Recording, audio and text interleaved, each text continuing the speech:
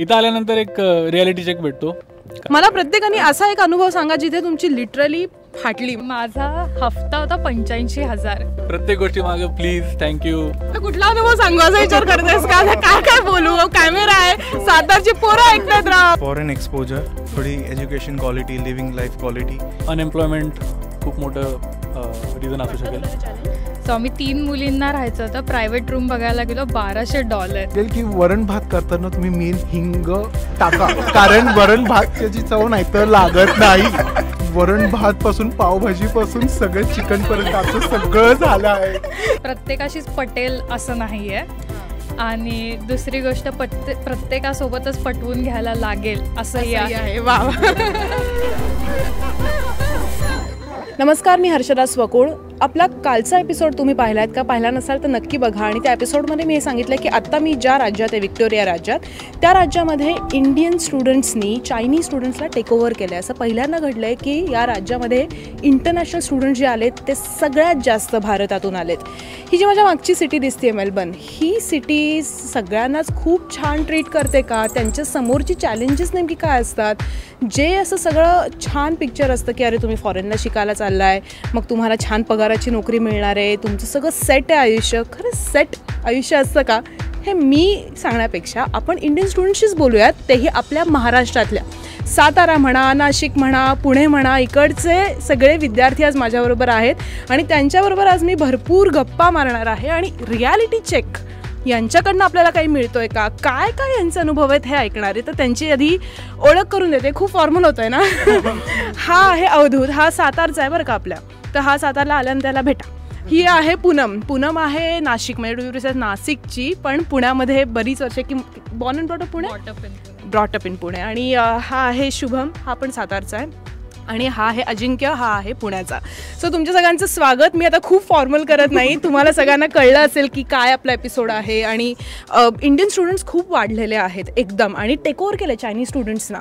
तर मला तुमच्या सगळ्यांकडनं हे बेसिक पटकन एक रिझन सांगा. तुम्हाला काय वाटतं की का इंडियन स्टुडंट्स इतक्या मोठ्या संख्येने भारताबाहेर पडत आहेत आणि आता तर चायनीज स्टुडंट्सला टेक ओव्हर करतात? एक रिझन आय थिंक मला वाटतं अनएम्प्लॉयमेंट खूप मोठं रिझन असू शकेल. कारण लोकांना जॉब नाही आहेत. म्हणजे लोक इंडियात डिग्री करतात, त्यानंतर त्यांना जॉब नाही भेटत. मग त्यांच्याकडं एकच ऑप्शन राहतो की ॲटलिस्ट ते स्वतःची करिअरसाठी, करिअर ग्रोथसाठी, सेल्फ डेव्हलपमेंटसाठी काहीतरी करायला पाहिजे. मग त्यामुळं आय थिंक त्यामुळे त्यांना असं वाटतं की आपण इंडियाच्या बाहेर जाऊन काहीतरी शोधूयात. तुला काय वाटतं, तुझं काय कारण होतं किंवा काय इन जनरल बाहेर पडतात? रेसिडेन्सी स्टेटस, टेम्पररी रेसिडेन्शिप जास्त वर्षाची मिळते ऑस्ट्रेलियामध्ये. आत्ता सिमिलर झालं UK आणि ऑस्ट्रेलियाचं. बट ज्या वर्षी मी आले त्या वर्षी ऑस्ट्रेलिया मॅक्सिमम रेसिडेन्शिप देत होतं, टेम्पररी रेसिडेन्शिप. ओके, एक रिझन काय वाटतं तुला की का भारताच्या बाहेर पडतात आणि आता तर चायनीज स्टुडंटला टेक ओव्हर केलं? फॉरेन एक्सपोजर, थोडी education quality, living life quality. त्यासाठी एक मोठं रिझन माझंही होतं की बाहेर पडायचं. त्यासाठीच मला वाटतं की इंडियन स्टुडंट्स पाहतात इथे यायला.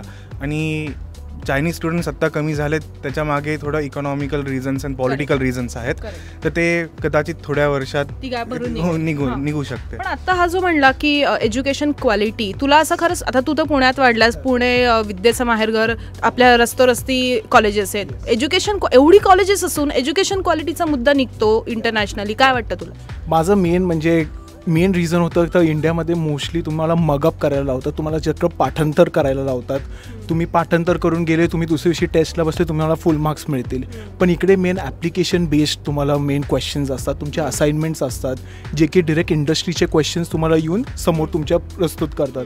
आणि ते चॅलेंजिंग असल्यामुळे त्याच्यामुळे तुम्ही खूप शिकतात, तुम्हाला स्वतः रिसर्च करता येतो. आणि ते मला वाटतं एक मेन पॉईंट आहे जिकडं आपण म्हणू शकतो की क्वालिटी ऑफ एज्युकेशन ऑस्ट्रेलियामध्ये चांगलं आहे आणि रादर दॅन मुलं इंडियामध्ये प्रिफर करण्यापेक्षा. पण आता हा झाला की अरे आम्हाला काहीतरी छान हवं आहे, यासाठी तुम्ही येणं.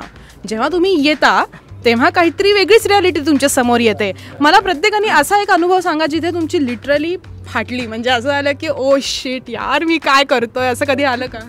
हसतात. आता कुठला अनुभव सांगू असा विचार करतेस का? काय काय बोलू? कॅमेरा आहे, सातारची पोरं ऐकतात राव आपली. चला, सातारच्या पोरांचं टेन्शन आलंय का तुझ्या? तसं काय नाही. इथं आल्यानंतर एक रियालिटी चेक भेटतो, कारण इंडियामधून कुठल्या पण फॉरेन कंट्रीमध्ये जाताना एक वेगळी स्वप्न घेऊन जातो आपण. काय reality check? Reality check as in असं वाटतं आपल्याला की जसं आपण मूवीजमध्ये बघतो की फॉरेन लाईफ कशी असेल, आपली स्टुडंट लाईफ कशी असेल, पण इथं आल्यानंतर कळतं की हां सलाम नमस्ते लाईफ. काय तुझा असा एखादा अनुभव सांग ना की तुला तो रियालिटी चेक आला, कल्चरल शॉक आला एकदम? मी पहिल्यांदा घर, म्हणजे मी 3रा दिवस माझा, आणि मी घर मला रेंट करायचं होतं. सो आम्ही 3 मुलींना राहायचं होतं. प्रायव्हेट रूम बघायला गेलो $1200 आणि माझ्या खिशात $600 होते. लाईक जेव्हा मी जस्ट आले आवाज लाईक हे तर नाही परवडणार. मग मी 9 लोकांच्या घरामध्ये राहिली आहे. त्यामुळे आणि त्या एका बेडवर झोपणं, ज्याला भिंत नाही किंवा टेकायला काही नाही, तर आवाज लाईक ही लाईफ नाही पाहिजे तेव्हा. असा तुमचा एखादा अनुभव? सेम, म्हणजे अजून पण 3 वर्ष झाले मला इथे येऊन, तरी पण मला आत्तासुद्धा थोडं हे घर बघण्यासाठी, रेंट करण्यासाठी अजूनही प्रॉब्लेम येतात. कोविडमुळे मधी रेट्स कमी झालते, पण आता परत तुम्ही पाहिले तर रेट्स डबल झालेत. एक एक्झाम्पल देतो. एका घरासाठी अप्लाय केलं तर $400 पर वीक त्या घराचं रेंट होतं. अप्लाय केलं, ठीक आहे, पण इतके ॲप्लिकेशन झाले, एका आठवड्यात त्याचं रेंट $620 झालं. तर मग त्याच्यातून बाहेर पडलो. म्हणजे घर आवडून सुद्धा आम्ही घेऊ शकलो नाही ते.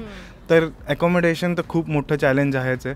जॉब्स पाहणं, पार्ट टाईम जॉब्स पाहणं, तुम्ही कसं अप्लाय करता, तुमचा ॲटिट्यूड कसा ॲप्लिकेशन करण्यासाठी, तुम्ही कसं जाऊन अप्रोच करता, हे खूप महत्त्वाचं आहे. थोड्या ओव्हर टाईम लक्षात येतं काय करायचं काय नाही. किती पैसा खर्च करायला लागतो जेव्हा आपण अगदी ऑस्ट्रेलियाच नाही पण कुठल्याही देशात जातो? कमीत कमी किती पैसा खर्च करावा? आणि असा एक समज असतो की श्रीमंतच मुलं जाऊ शकतात, कारण बाकीच्यांना खरंच अवघड असतं लोन घेणं वगैरे वगैरे. सो मी म्हणेल की पहिले तुम्ही इकडं आल्यावर सगळं प्रायव्हेट रूम बघायच्या, सगळे मुलं असं म्हणतात आपण एकटे राहू, पण इकडे आल्यावर तुम्हाला कळतं की शेअरिंग बेसिसवर मिळतात, ज्याच्याने तुमचं रेंट कमी होतं.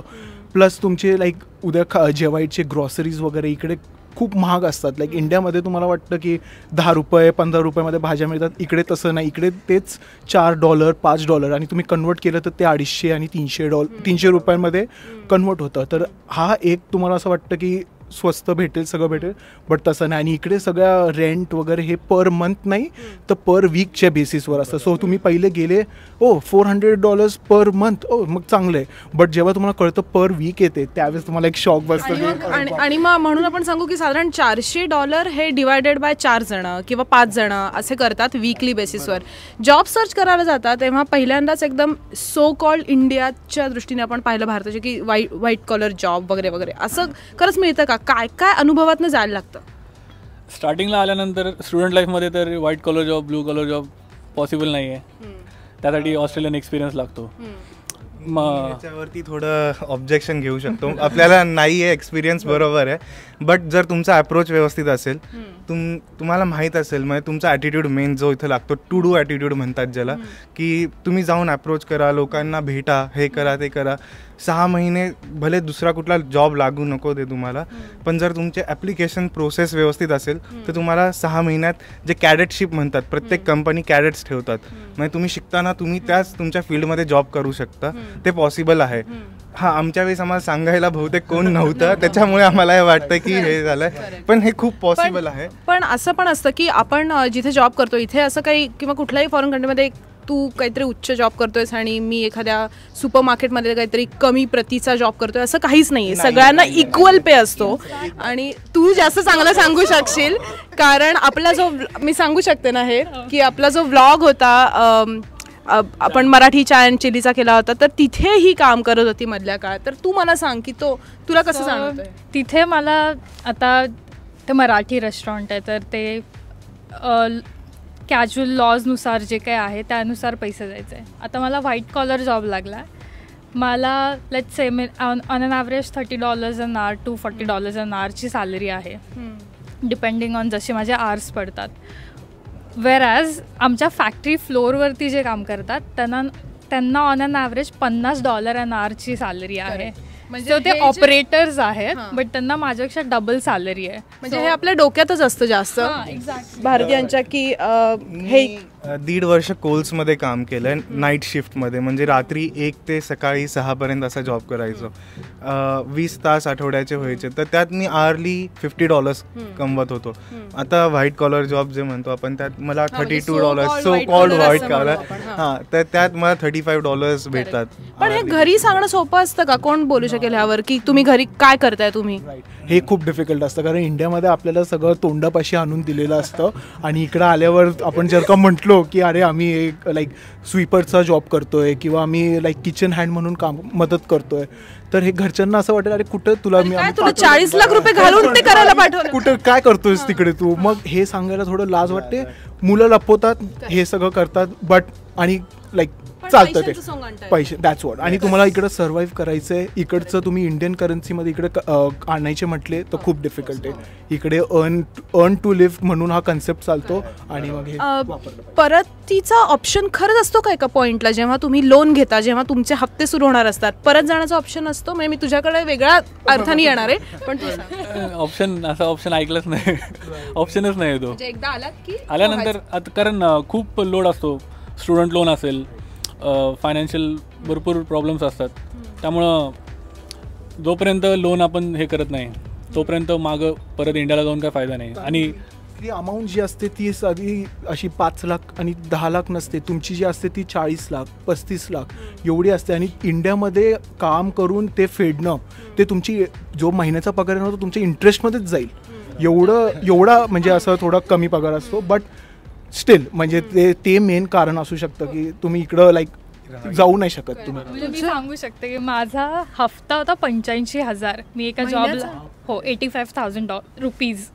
पर month after, and that's on an average 10 वर्षासाठी मी ते फेडलं असतं, असं की महिन्याला फक्त 85,000 मी भरेल. तर मी परत जाण्याचा विचार केला तर माझे बाबा बोलला तुझा आणि माझा पगार मिक्स केला ना तरी आपलं घर चालणार नाही, जर फक्त इंटरेस्ट भरता येईल आपल्याला, प्रिन्सिपल अमाऊंट तो भरताच येणार नाही. That was first point. आणि गोईंग बॅक टू द कॅडेटशिप, तर मी स्वतः अनुभवलं, मला स्वतः युनिव्हर्सिटीमध्ये जॉब लागला होता. मी व्हाईट कॉलर जॉब मी आल्यापासून केला आहे, त्यामुळे हा गैरसमज आहे की लागत नाही. It is on your approach completely, कारण मी अनुभवलंय, मी गेले त्या सगळ्या गोष्टींमधनं. पण मुलींच्या बाबतीत विचार केला तर आता तुम्ही आला तिथे, तुम्हाला जॉब लागेल, तुम्हाला कदाचित परमनंट विजा कुठला तरी मिळेल आणि तुम्ही सेटल व्हाल आणि तुमच्या टर्म्सवर तुम्ही तुमच्या पार्टनरला सांगू शकाल. मुलींच्या बाबतीत हा ऑप्शन जेवढा ओपन मुलांना असतो तेवढा ओपन मुलींना असतो का? माझ्यासाठी आहे, सगळ्याच मुलींसाठी असतो असं नाही आहे. माझी आई फार जास्त स्टबनली बोलते की आता मी इथेच राहिलं पाहिजे, इवन दो मला कधी कधी फील होतं की मी जायला पाहिजे परत, but my Maugham is like की नाही, तिथेच राहा अजून 10 वर्ष काढ आणि मग परत ये, काय इंडिया तर कुठे जाणार नाही आहे. पण माझ्याकडे ऑप्शन आहे, प्रत्येकाकडे असतो असं नाही. या डिग्रीला, फॉरेन मधल्या डिग्रीला इंडियात किंमत आहे का उलटं बघायला गेलं तर? आहे, नक्कीच आहे. हो, मला वाटतं कारण ते ॲप्लिकेशन बेस्ड असतं आणि तुम्ही इकडे आल्यावर तुम्ही सगळं स्वतःने करायला शिकतात. तुमचं कम्युनिकेशन स्किल्स, तुमचं स्किल सेट जे आहे ते इकडे खूप वाढतं आणि त्याला किंमत इंडियामध्ये पण आहे. तुला वाटतं? मी असं सांगेन की प्रत्येक फील्डवर डिपेंड करतं, कारण ऑस्ट्रेलियन कन्स्ट्रक्शन कोड्स वेगळे आहेत, त्याचे स्टँडर्ड्स वेगळे आहेत, इंडियन वेगळे आहेत, त्यामुळं ते तर तुम्ही तिकडं कॉपी नाही करू शकत. पण ॲज अ कन्सेप्ट सेम आहे, पण तुमचं एक पर्सनॅलिटीमध्ये इंडियाला गेलं तुम्ही पुन्हा झिरोनी सुरू करणार? झिरोनी नाही बोलतायत, पण 100% पण आपलं हे नाही आहे. पण जर का झिरोने पण सुरू करायचं म्हटलं तर तुम्ही लवकर कोप अप करू शकता त्याच्यासोबत. ते एक मेन इकडं आल्यावर तुम्ही जे शिकतात स्वतः इंडिपेंडेंट राहणं, ते मेन असतं एकाच्या आयुष्यात. आता जो सर्वे आलाय त्याच्यात असं आलंय की ज्यांना परमनंट विजा हवा आहे, म्हणजे आता ऑस्ट्रेलियाचा विचार केला तर परमनंट रेसिडेन्सी PR हा एक विजा टाईप आहे, जो मिळाल्यानंतर तुम्हाला इकडे अनेक वर्षांसाठी राहता येतं. सिटीझन, नागरिकांना जे राईट असतात साधारण तसेच, फक्त वोटिंग नाही. तर PR साठी धडपड ही स्टुडंटच्या आयुष्यात डे 1 पासून असते. इथे आल्यानंतर ती धडपड ते काय असतं आणि त्याच्यासाठी आता स्टुडंट रँकिंग पण देतात की कुठल्या कंट्रीमध्ये मला एक परमनंट विजा मिळू शकतो. आय थिंक आता कोविडमध्ये न्यूझीलंडनी, UKनी सगळ्यांनी या मायग्रेशनवरती काम केलं, तसंच ऑस्ट्रेलियानी पण आता काम करायला स्टार्ट केलं आहे. जसं US मध्ये 14 वर्ष लागतात ग्रीन कार्ड व्हायला, तसं ऑस्ट्रेलियामध्ये कमीत कमी 5 ऑन एन ॲव्हरेज 5-6 वर्ष लागतात असं बोलतात. शिक्षणानंतर PR मिळेपर्यंतचा जो खर्च असतो तो किती वाढू शकतो? ते तुमच्या लाईफस्टाईलवर डिपेंड करतं. जर तुम्ही शेअरिंगमध्ये राहताय, तुम्ही जर CBD-पासून लांब राहताय, जर रिजनलमध्ये राहताय, तर तुमचा बट ऑब्व्हियसली खर्च कमी होतो. आणि PR आता बघितलं गेलं तर शक्यतो मुलांची ऑस्ट्रेलिया फर्स्ट चॉईस नाही आहे असं पण सर्वेमध्ये समोर आलं आहे. तर काय कारण वाटतं? एक कारण मला प्रत्येकाने पटपट मेन तर मी म्हणतो बॉर्डर्स क्लोज्ड होत्या कोविडच्यामुळे, त्याच्यामुळे खूप जण मुलांनी कॅनडाला त्यांचं शिफ्ट केलं कारण तिकडे बॉर्डर्स ओपन होते. सो भरपूर जण US आणि कॅनडाला सगळे शिफ्ट. तुझे आहेत असं काही? असे कोण मित्र तर नाही आहेत की जे कॅनडाला गेलेत, पण हो इथे थोडी प्रोसेस डिफिकल्ट आहे. 100% रिलायबल नाही आहे प्रोसेस अजून पण. म्हणजे असं वाटतं की आपण ह्या प्रोसेसमध्ये गेलो तरी होईल का नाही ही म्हणजे कायम डाऊट असतो तो. त्याच्यामुळे लोक प्रेफर करतात की दुसरीकडे जिथे माहिती आहे की ह्या प्रोसेसनी गेल्यावर आपल्याला PR भेटणार आहे, त्याच्यामुळे लोक दुसरे कंट्रीज रेफर करतात. कुठले प्रॉमिनंट फील्ड आहेत ज्याच्यासाठी ऑस्ट्रेलिया निवडलं जातं आणि कुठले असे फील्ड जिथे ऑस्ट्रेलिया निवडून काहीच फायदा नाही आहे हे दिसत असतं पण तरी लोक येतात? सगळ्यात जास्त तर HR मध्ये मला खूप फायदा नाही आहे, नो प्रॉस्पेक्ट्स ॲट ऑल, तरी पण येतात लोक कारण HR मध्ये इथे पैसा खूप जास्त मिळतो. अच्छा. ॲज अ असोसिएट म्हणून तुम्हाला खूप जास्त पैसे मिळतात to get that talent into company. But PRचे असे प्रॉस्पेक्ट्स नाही आहेत. ऑल्सो लॉयर्ससाठी खूप वेगळं पडतं कारण इथला लॉ आणि इंडियातला लॉ कम्प्लिटली डिफरंट आहे. त्यामुळे जर तुम्ही इंटरनॅशनल लॉ नसेल करत इंडियामध्ये तर इथे येऊन काहीच फायदा नाही. माझ्या बाबतीत असं झालं की मी प्रोजेक्ट मॅनेजमेंट केलं बट ते स्किल लिस्टमध्ये नाही आहे, त्यामुळे माझे प्रॉस्पेक्ट्स पण कमी झाले. हा मुद्दा मला घ्यायचा आहे की काही विद्यार्थ्यांचं असं होतं, नकळत होत असेल, घेतात ॲडमिशन, येतात आणि मग कळतं की स्किल लिस्टमध्येच नाही आहे किंवा आल्यानंतर कळतं 1 वर्षांनी की ते काढून टाकलं. स्किल लिस्टमध्ये मी तुम्हाला पटकन सांगते की PR अप्लाय करण्यासाठी एक स्टँडर्ड स्किल लिस्ट आहे की कंट्रीला नेमकी कुठल्या स्किल्सची गरज आहे, त्याच्यात तुम्ही बसत असाल तर तुम्हाला PR दिला जातो. तर स्किल लिस्टमधनं असं जेव्हा फटकन आपलं प्रोफेशन बाहेर निघतं किंवा आल्यावर कळतं की अरे यार नाहीच आहे, काय होतं? आता रिसेंटली एक चेंजेस झाले. आधी 190 विजासाठी 3 वर्षाची वर्क एक्सपिरियन्सची कंडिशन नव्हती, पण लास्ट मंथ त्यांनी 3 वर्षाची कंडिशन टाकली. त्यामुळे सगळ्यांचे आता म्हणजे सगळ्यांना प्रश्न पडला आता काय करायचं. 190 तर टाकू शकत नाही. आणि कुठल्या म्हणजे 2 रिझन मला पटकन सांगा की कुठले आता आपले खूप स्टुडंट बघतात की ज्यांना यायचं आहे फॉरेन कंट्रीमध्ये, अगदी इकडे नाही कुठेही दुसरीकडे, कुठले 2 गुण किंवा 1 गुण असायलाच पाहिजे तुमच्यामध्ये जर तुम्ही ठरवलं की मला बाहेरच्या देशात जाऊन शिकायचंच आहे? आय थिंक तुम्ही मेंटली स्ट्रॉंग पाहिजे आणि म्हणजे आणि कुणाला जज नाही केलं पाहिजे. प्रत्येक काम काम असतं. At the end of the day पैसे मॅटर करतात आणि तेच आहे. हेच की प्रत्येकाशीच पटेल असं नाही आहे आणि दुसरी गोष्ट प्रत्येकासोबतच पटवून घ्यायला लागेल असंही आहे. हिला खूप अनुभव आहे, बघायला म्हणजे तुझे रूममेट कोण आहे? मी म्हणेल ॲटिट्यूड तुमचा व्यवस्थित पाहिजे. अप्रोच आणि ॲटिट्यूड म्हणजे एकदम टू डू ॲटिट्यूड जे मी आधी पण म्हटलेलं की तो पाहिजेच, तो इम्पॉर्टंट आहे. जे काही समोर आहे त्याला नाही नका म्हणू, लाईक हा जॉब आला करू का नको करू, या गो ऑन, ते करा काम.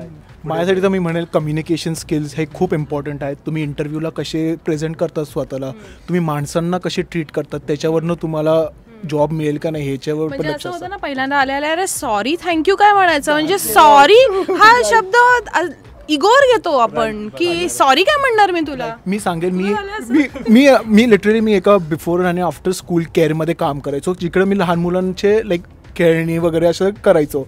सो ते लहान मुलांना शिकवलं जातं की जेव्हा नाही म्हणायचं तेव्हा नो थँक्यू म्हणा आणि जेव्हा हो म्हणायचं तेव्हा येस प्लीज म्हणा. सो त्यांना लहानपणापासून जे देतात ती आपल्याला नंतर कळतं की किती इम्पॉर्टंट आणि रिस्पेक्ट दिला पाहिजे माणसाला. सॉरी म्हणताना इगोवर येतं नाही, इगोवर नाही. जेव्हा नवीन येतो इथं तेव्हा आपल्याला सवय नसते प्रत्येक गोष्टी मागे प्लीज थँक्यू. आपण इंडियामध्ये हॉटेलमध्ये गेलो तरी पण आपण वेटरला फक्त म्हणतो एक बटर चिकन 2 रोटी, पुढे मागं काही नाही. आपली भाषा इतकी छान आहे आणि अरे बाबा दे बाबा इथं आपल्याला रिक्वेस्ट करायला लागते की प्लीज म्हणायला लागतं. तुम्ही रिस्पेक्ट द्या मग तुम्हाला रिस्पेक्ट भेटेल. हे खूप इम्पॉर्टंट आणि खूप चांगली गोष्ट आहे. आणि हे माझ्या मते कुठल्याही भाषेत तुम्ही बोललात तरी हे गरजेचं आहे. ही बेसिक कम्युनिकेशन स्किल आहे की रिस्पेक्ट द्या, रिस्पेक्ट मिळेल. आणि असं काय करायला झालंय की पहिल्यांदा अक्षरशः माझं असं एकदा झालं होतं की तो जो ॲक्सेंट असतो तो कानात प्राण आणून ऐकायला लागायचा इनिशियली की काय बोललास. लाईक लेक्चरर आमचे एक लेक्चरर होते ज्यांचं आम्हाला बिलकुल कळायचं नाही आणि ते खूप फास्ट बोलायचे. सो आम्हाला लाईक समजायचंच नाही की काय चालू आहे. पण आमचे लेक्चर्स रेकॉर्ड व्हायचे.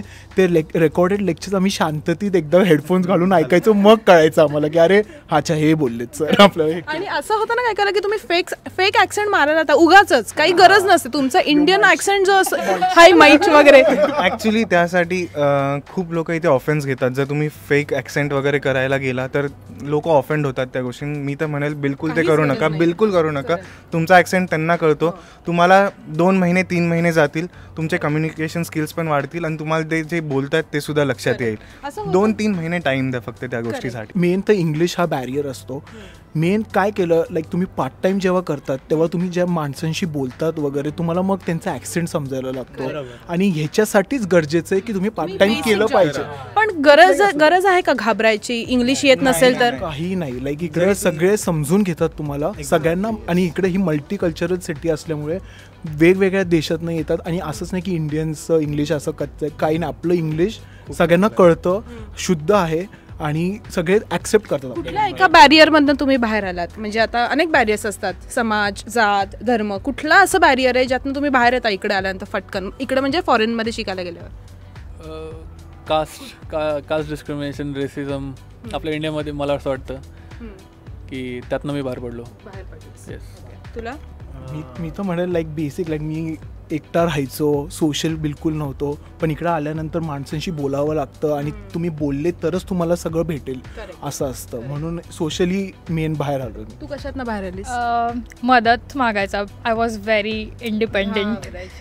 सो इथे आल्यावरती अच्छा चल ह्याच्यासोबत राहायचं. मग त्याला जाऊन पहिले बोलायला लागतं, कन्व्हिन्स करायला लागतं की राहणार का बाबा माझ्यासोबत. आणि मग तिथून पुढे ते कन्व्हिन्सिंग पॉवर आणि मदत मागण्याची सवय खूप जास्त इम्पॉर्टंट आहे. आणि जर तुमच्याकडे बॅरियर असतील, तुमचा इंग्लिश फॉर एक्झाम्पल, तर कायम एक सोबती असणं खूप चांगली गोष्ट आहे. कारण ते ॲटलिस्ट फ्रेंड तरी एक्सप्लेन करून सांगेल की नेमकं काय बोलतं. कारण माझा असा एक्सपिरियन्स झालेला की ते डोनेशन्स मागतात स्टेट लायब्ररीच्या इथे की तुम्ही पैसे भरा. बट त्यांचं असं असतं की मंथली सिस्टीम असते. सो तुम्ही एकदाच पे करून डोनेशन झालं असं नाही, तुम्हाला प्रत्येक महिन्याला डोनेट करायला लागतं. मला काही ॲक्सेंट समजलं नाही, मला वाटलं एकदाच भरायचं पैसे. मी टॅप करायला जाणार तेव्हा माझ्या मैत्रिणी बोल अगं ते प्रत्येक महिन्याला भरायचं. लाईक नाही एवढं नाही जमणार. आणि छोटी रक्कम होती, $35 पर महिन्याचे भरायचे होते. So that was not a small amount जेव्हा मी ते जस्ट आले. सेव्हिंग होतं स्टुडंट असताना? Depends on job. मेन मी तर हे म्हणेल स्टुडंट असताना तुम्ही सेव्हिंगकडे टार्गेट करू नका. आता ऑस्ट्रेलियाने हे केलं की 40 आवर्स तुम्ही म्हणजे अनलिमिटेड आवर्स तुम्ही स्टुडंट असतानाही काम करू शकता. बट ते नका करू. मी म्हणेल कीप इट 20 आवर्स आणि बाकी तुम्ही एज्युकेशनवरती फोकस करा जास्त. हेही म्हणेल मी तर म्हणेल 20 आवर्स पण जर का लाईक तुमचे कमी आवर्समध्ये पण तुमचा जर का खर्च निघत असेल तर कमी करा.